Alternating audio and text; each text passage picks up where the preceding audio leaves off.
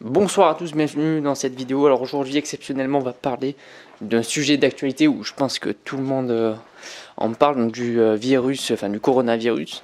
Bon là je le fais en podcast tout simplement parce que j'ai, je pense, une sale tête puisque j'ai bossé depuis ce matin et depuis ces derniers jours. C'est très compliqué. Donc je vais vous parler un peu de qu'est-ce qui se passe en magasin en tout cas. Donc je vais vous partager un peu ce qui s'est passé dans le magasin où je travaille et bien sûr dans tous les autres magasins, que ce soit différentes enseignes confondues, en tout cas partout ça a été complètement dévalisé. Je vais vous expliquer comment un peu gérer dans cette situation quand vous serez à la tête d'une équipe, comment est-ce que vous allez faire pour réussir à déjà garder votre calme, c'est déjà ça, et surtout bien sûr comment gérer cette période de crise où vous avez tous vos rayons qui vont être dévalisés. Donc qu'est-ce qui se passe aujourd'hui, c'est que tout simplement après l'annonce tout simplement du président, justement, il y a tout le monde qui a paniqué, il y a tout le monde qui s'est rué vers les supermarchés, qui sont allés dévaliser tout ce qu'ils pouvaient prendre, donc bien sûr en pâtes, PQ, riz, tout ce que vous voulez, comestible ou non comestible, il y avait vraiment tout qui partait. Nous habituellement dans le magasin, moi c'est un tout petit magasin, donc on fait des petits paniers moyens à même pas 20 euros, et là on sortait des caddies à 70, 100, 150, 200, même 300 euros par moment. Donc c'était quelque chose d'assez hallucinant, on n'avait jamais vu ça, enfin moi j'avais encore jamais vu ça. Et bien sûr on a fait un record de chiffre d'affaires le lendemain de l'annonce. On l'a multiplié par 2 par rapport au record du magasin qui a été créé depuis 5 ans. Donc c'est quelque chose d'assez exceptionnel. J'étais en caisse quasiment une grande partie de la journée et on voyait bien sûr les rayons se vider complètement. Voilà. Donc moi tout simplement ce jour-là j'ai fait 6h, 20h à peu près. Donc j'ai bossé 14 heures dans la journée, quelque chose qui est complètement illégal, mais qui était en tout cas nécessaire pour être avec toute l'équipe du matin au soir pour les accompagner, puisque évidemment si vous laissez votre équipe dans la galère, c'est pas top. Donc comment est-ce que vous allez pouvoir gérer cette situation si jamais ça arrive de nouveau, ou en tout cas dans les prochaines semaines ce qui pourrait arriver. Aujourd'hui en fait le problème c'est qu'il y a beaucoup de gens qui s'inquiètent parce que comme ils ont fermé les écoles, ils vont se dire bon bah, on va fermer aussi les supermarchés, alors que c'est pas du tout le cas. On n'a pas de problème d'approvisionnement. Le seul problème qu'on peut avoir c'est justement de ne pas avoir suffisamment de personnes pour mettre en rayon, de ne pas avoir suffisamment de personnes pour livrer, mais en soi il n'y aura pas de pénurie, les entrepôts sont pleins et on recevra en tout cas toute la marchandise. Donc voilà, c'est vrai que c'est un mouvement de panique général parce que les gens pensent que il y aura vraiment plus rien dans quelques jours ou quelques semaines, qu'il y a tout qui va fermer et qu'ils pourront plus se nourrir. Donc on a l'impression d'être presque dans une période de guerre, c'est assez hallucinant et c'est bien dommage en tout cas. Malheureusement les clients ne s'en rendent pas compte, mais c'est eux-mêmes qui créent la crise qui existe aujourd'hui. Alors que si tout le monde était resté dans un comportement normal, je pense qu'il n'y aurait pas eu tous ces débordements, tout ce qui s'est passé dans tous les super et les hypermarchés où vous voyez des rayons qui sont complètement vides.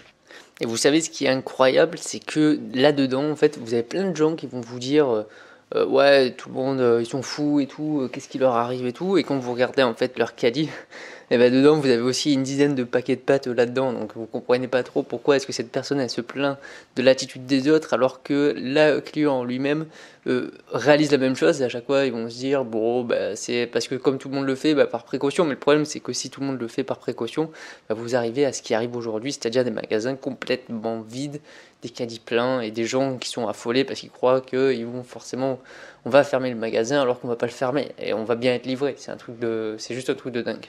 Donc aujourd'hui, qu'est-ce qu'il faut faire au final? C'est qu'il faut faire très attention puisque aujourd'hui tous les rayons sont vides, donc forcément il va y avoir des livraisons assez monstrueuses qui vont arriver.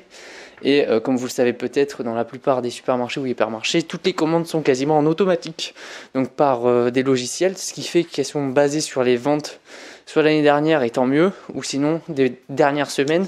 Et là par contre c'est pas très bon, parce que forcément aujourd'hui, peut-être que les clients ils vous ont acheté des gros caddies à 250-300 euros voire plus, mais normalement quand vous avez 10 kg ou 20 kg de pâtes, vous êtes censé tenir quand même pas mal de temps. Donc ça fait que quoi? Ça fait que dans quelques jours ou quelques semaines, les magasins seront vides aussi.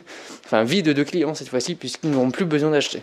Et donc le risque c'est quoi? C'est que en fait les commandes vont être basées sur les dernières ventes des semaines précédentes, qui sont très élevés par rapport à d'habitude, et donc vous allez recevoir des camions entiers alors que vous n'aurez pas besoin de recevoir ces camions. Donc là il va y avoir une extrême vigilance pour tous les magasins sur les commandes, puisque si vous lancez les commandes en automatique, Le problème, c'est que vous allez recevoir peut-être 2 ou 3 fois plus que vous n'avez besoin en magasin, puisque a priori, dans les prochains jours, il devrait y avoir beaucoup moins de monde dans les magasins, puisque tout le monde devrait être quasiment chez eux.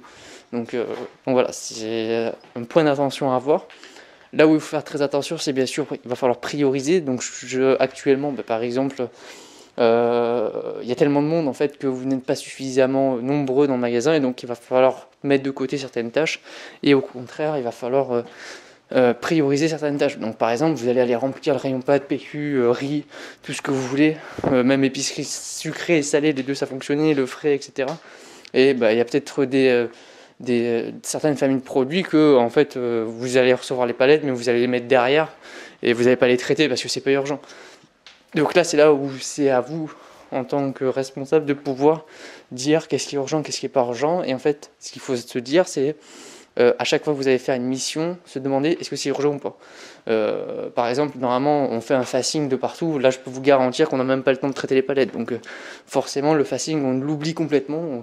On blinde les rayons en priorité, fasting fait ou pas. En tout cas, on avance comme ça.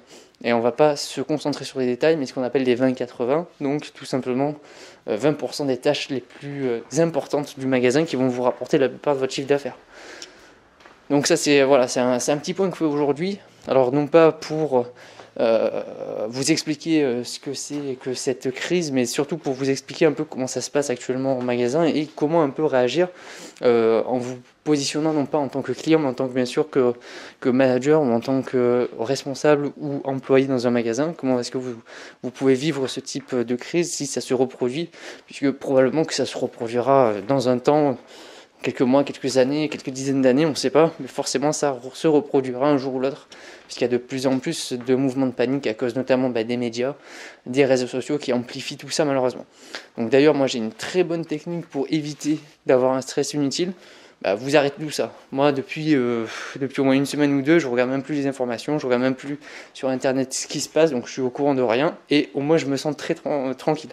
Donc là, au moins, je vous ai fait un petit retour de moi, ce qui s'est passé dans mon magasin, et forcément, je me suis renseigné sur ce qui s'est passé dans les autres magasins, et même les clients nous disaient ce qui se passait dans les enseignes à proximité, qui c'était complètement vide, il y avait des queues astronomiques, il y avait des bagarres, malheureusement, des débordements de partout, puisque quand même aujourd'hui, les gens sont prêts à se battre pour un paquet de pâtes, ce qui est assez hallucinant quand même aujourd'hui.